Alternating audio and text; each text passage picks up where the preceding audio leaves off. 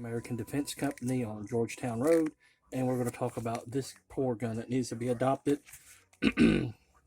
This is a Ruger EC9S in 9mm. Comes with two 6-round mags, and it is one of the few used guns that we have. Well, I think this is the only one right now. The rest of all new. So anyway, if you're looking for a Ruger EC9, we have one. Um, so we're going to go into this a little bit. Of course, this gun, you must have a magazine in to pull the trigger. It's double action, hammer fired only. So therefore, we're not going to do anything with the trigger on this because it's going to be atrocious. I guess what I'm going to do is bash this gun. And I don't really like to bash a firearm, but this thing right here is still in production. Ruger got rid of the LC9. Now, the LC9, from my opinion, was a way better gun. These do share magazine, uh, same magazines as the LC9 and the LC and the EC9. The LC9 being the better of the gun because you'll have, like this right here has non-adjustable rear sights. Useless to me because you'll have to send it back. The safety on this thing is also terrible. Not because it has a safety, but wait, let me give you an example here. So when I go to pull up on this safety here with this, like this, my thumb safety, it's not moving whatsoever. I had to literally move my thumb back and then move it up and down. So it's got all this much extra lever on there when all they should have done was cut it off about a 1/4 inch because you can't even use this. Look, it won't go up in place. You come back here and it flips in no problem.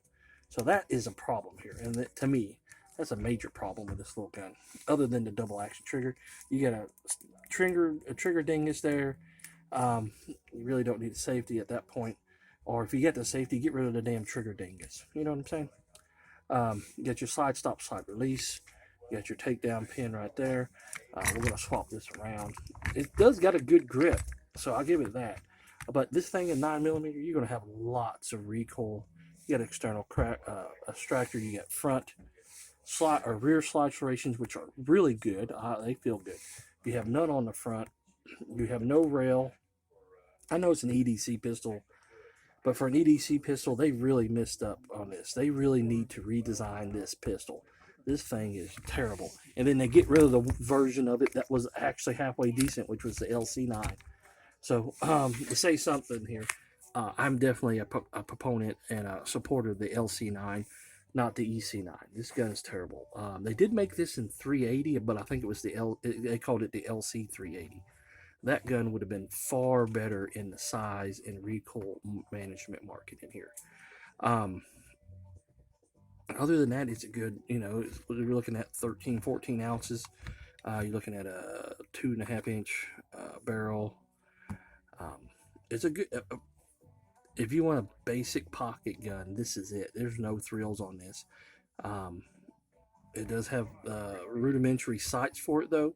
But for a Ruger, I'm disappointed in Ruger for even putting this gun out. This was a bad idea. It doesn't have anything that I would want on a gun. We just did a Diamondback 9. It was a better choice than this thing is. This thing's going to be snappy in 9mm. 380, it would have been perfect gun for 380. Recoil mitigation, pocket gun. If this was a 380 gun and not a 9mm, it would. I wouldn't say a whole bunch of bad things except for the safety. The safety is useless on this thing. If you got to change your grip to use your safety, then that's a bad idea. I would, if you have one of these guns, carry it the way you would. Myself personally, I would never use the safety on this gun. So what are these guns good for? Let's talk about the good thing about it. Well, it's a Ruger, so it's going to have decent and good customer service with it if it does anything go wrong with it. So you're not going to have any problems there. It's going to be somewhat reliable because, again, it's a Ruger. It's going to be reliable. Or they'll make it right where it is reliable. So you got a good company here with a product that needed some more thought. The LC9 was better. So let's talk about it. It's low in low in price. So you don't have to worry about spending a whole bunch of money. It would be a good truck gun, a good backpack gun. some people who like the features on this and doesn't have a problem with some of the issues that I do, it'll be a perfectly good gun for you. And if you do like it, that is not a problem. I'm gonna say this right now, that'd be good to go for you, plain and simple. Um, I ain't gonna hate nobody. I ain't hating on nobody who likes this. That's a fact, because everybody's different, and I'm just giving you my opinion. And my opinion are like assholes. Everybody's got one, right? Same way with everybody else on the internet. So anyway, um, if you like this gun, give me the reasons why now. I want to see positive. I don't want to see no negative comments on this gun because I beat it up. I want to see how many people out there in the viewing audience like this gun. That's what I want to see. How many of y'all love this gun and tell me why? Because maybe I just gave it a bad rap because my little tabletop review here, and I want to know. Maybe my opinion is wrong, and maybe I need to rethink something. So please let me know in the comments below.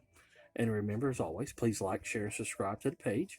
We're getting close to our 1,000 subscriber. You might be it. So hit like, share, and subscribe. And remember, as always, there's nothing we need more in this world than a little bit of kindness, and it doesn't cost us nothing. And remember, as always, we'll catch you guys next time.